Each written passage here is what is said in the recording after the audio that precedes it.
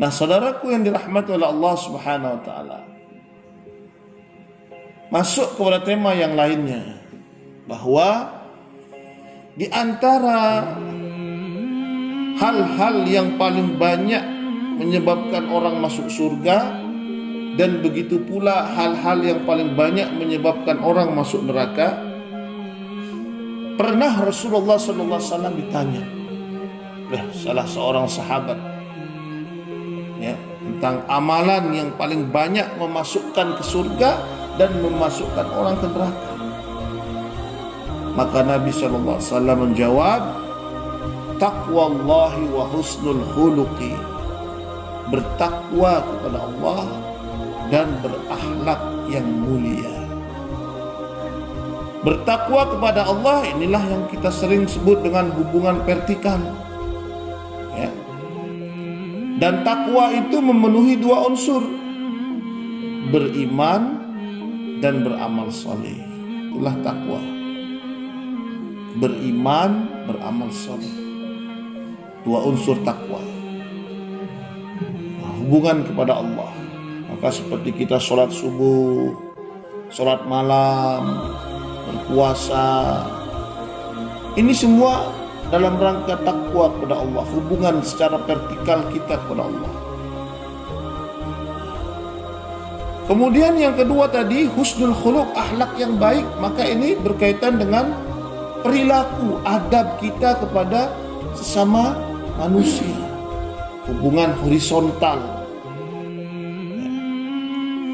Makanya, ya, orang yang beriman itu tercermin dari akhlaknya yang baik. Jangan rajin sholat ke masjid, tapi ketemu sama saudara muslim cemberut aja karena beda ustaz, ya, gak mau menyapa. Ini jadi akhlak itu tercermin. Akhlak itu tercermin. Kita semakin dekat kepada Allah, takwa kepada Allah, akhlak kita semakin baik. Rasulullah SAW, jangankan Yahudi datang ke rumah Nabi, itu Nabi sambut. Bahkan kurang ajar Yahudi ini, ketika memberikan salam kepada Nabi, bukan mengucapkan assalamualaikum, tapi asyamualaikum. Kurang ajar dia. Kebinasaan kepada kalian, kata Yahudi ini. Asyamu, ya, memang agak samar di sini antara assalamu dengan asyamu. Aisyah mendengar ucapan itu, ya, Aisyah yang ada di dalam rumah Nabi mendengar ucapan tamu Yahudi ini, apa kata Aisyah? Ya, wa'alaikum la'natullah wa ghadaballahu alaika, semoga laknat Allah alaika, untukmu, ya, dan Allah murka kepadamu, kata Aisyah pada Yahudi itu. Tapi Nabi katakan, ya Aisyah, mahlan mahlan, udah sabar, tenang, pelan-pelan, ya, jangan marah, jangan melontarkan perkataan yang tidak baik. Ini lihat akhlak Rasulullah. Rasulullah tetap terima tamu Yahudi tadi, walau dia kurang ajar. Rasulullah tetap menerima. Ini kelemah lembutan akhlak Rasulullah. Kemudian Nabi ditanya lagi tentang apakah yang paling banyak menyebabkan orang masuk neraka. Al-famu wal farju, kata Nabi, ya, al-famu, mulut, wal farju, kemaluan. Ini yang paling banyak menyebabkan masuk neraka. Berarti siapa ini al-famu wal farju ini? Ini orang Islam. Kalau orang kafir sudah jelas dia tempatnya.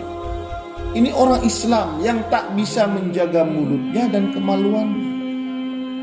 Wallazina hum li furujihim hafizun, dan mereka orang-orang yang menjaga kemaluannya itu ahli surga, ya, illa ala azwajihim aw ma malakat aymanuhum fa innahum ghairu malumin, ya, kecuali kepada istri dan budak-budak yang mereka miliki. Saudaraku yang dirahmati oleh Allah, al-famu, menjaga mulut dalam bentuk apa? Misalnya ghibah, mencela, hina, berbohong, ya, yang lebih parah lagi adalah namimah, mengadu domba, provokator tuh, mengadu domba antara dua orang saudara muslim, orang beriman, diadu domba ya, dengan mulutnya. Mungkin sekarang lebih dengan jarinya. Ini bisa dikiaskan ya, dikiaskan dengan jarinya. Karena sekarang zaman media sosial, dulu nggak ada HP, sekarang dengan jari dia mengadu domba. Dengan postingan-postingannya dia mengadu domba. Dan kita ingat bahwa ada dua perkara yang menjadi sebab diazabnya manusia, orang-orang Islam, orang beriman ya, di alam kuburnya. Ada dua sebab. Yang pertama namimah, yang kedua karena tak bisa menjaga dirinya dari percikan air kencing. Itu sebab diazab kubur. Bukan karena nggak sholat, nggak puasa, nggak zakat, nggak haji. Nanti itu di akhirat. Di akhirat nanti itu setelah yaumul hisab baru dibalas itu semua. Hanya ada dua kata Nabi. Yang pertama adalah an-namimah. Yang kedua adalah tak mampu menjaga diri dari percikan air kencing. Nah, ini hati-hati. Itulah saudaraku. Yang kedua al-farju, kemaluan. Tidak bisa menjaga kemaluannya ya, dia salurkan di tempat yang haram. Makanya antum perhatikan sebetulnya dalam Al-Quran itu ketika Allah menyebutkan kalimat istri selalu dalam bentuk jamak ya, selalu dalam bentuk jamak, azwajihim au ma malakat, kecuali kepada istri-istri mereka. Ini artinya daripada antum kebelat menyalurkan di tempat yang haram, ya jangan sampai wa'iyadzubillah, maka lebih baik menikah lagi. Tuh, ya. Walaupun bagaimana, ya tetaplah kita hargai istri kita, minta izin sambil berdoa, ya Allah lembutkanlah hati istri hamba. Di sepertiga akhir malam tuh berdoa. Ya Allah, Engkaulah yang membolak-balikkan hati manusia. Tolong lembutkan hati istri hamba. Tolong lunakkan hati istri hamba ya, agar bisa menerima hamba untuk menikah lagi. Itu doanya. Apalagi yang dinikahi janda, punya anak, kan ini double efek namanya. Selain dapat istrinya, pahala membesarkan anak-anak yatim.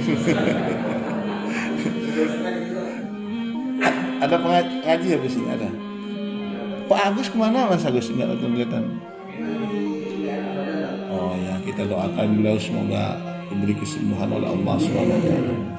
Mungkin ada yang ingin ditanyakan, nggak apa-apa sedikit. Sudah. Ya insya Allah mungkin itu ya yang bisa kami sampaikan.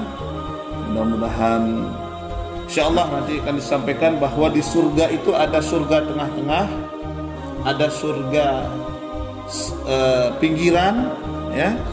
Jadi ibaratnya Jakarta Pusat, Jakarta pinggiran. Itu nanti di surga itu ada 3 macam jenis ya. Ada tempat yang di puncak, ada yang di pinggir surga. Insya Allah nanti akan kita sampaikan. Mudah-mudahan bermanfaat. Subhanakallahumma bihamdika asyhadu an la ilaha illa anta astaghfiruka wa atubu ilaik. Assalamualaikum warahmatullahi wabarakatuh.